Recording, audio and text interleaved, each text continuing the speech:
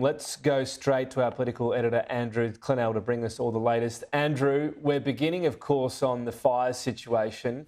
It's not so long ago it was all about floods, but, you know, you don't have to go back too far as well to remember our bad bushfire season, and it's an ominous feeling considering it's September right now. I think it is an ominous feeling, and I felt that on the show yesterday and feel it again today, Tom. We saw the potency in late 2019 and early 2020 of a hot summer accompanied by bushfires in terms of pushing along the climate change issue in this country. That was a big factor in the rise of the so-called teal independence. It was a big factor in the Morrison government and even the National Party committing to a net zero by 2050 climate change target. Could climate change become a massive issue again out of this long, hot summer?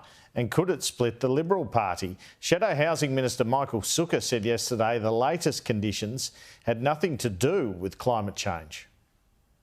Pretty unseasonally hot weather in New South Wales and Queensland at the moment, and the prospect of fires on the south coast of New South Wales. Do you think climate change is a contributor to that?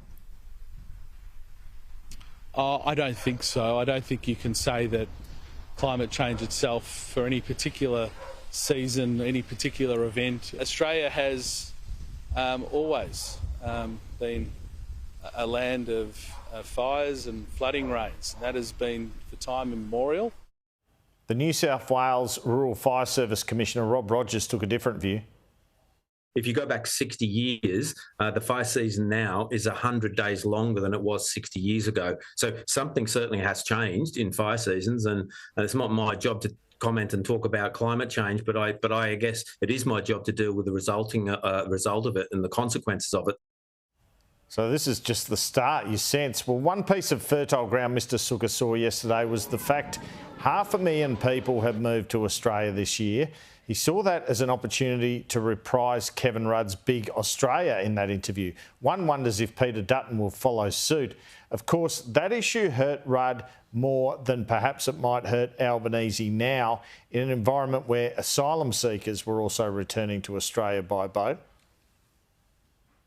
At the same time that Anthony Albanese, with his vision for a big Australia, is ramping up migration, the actual building of new homes will be lower and lower. I actually believe in a big Australia.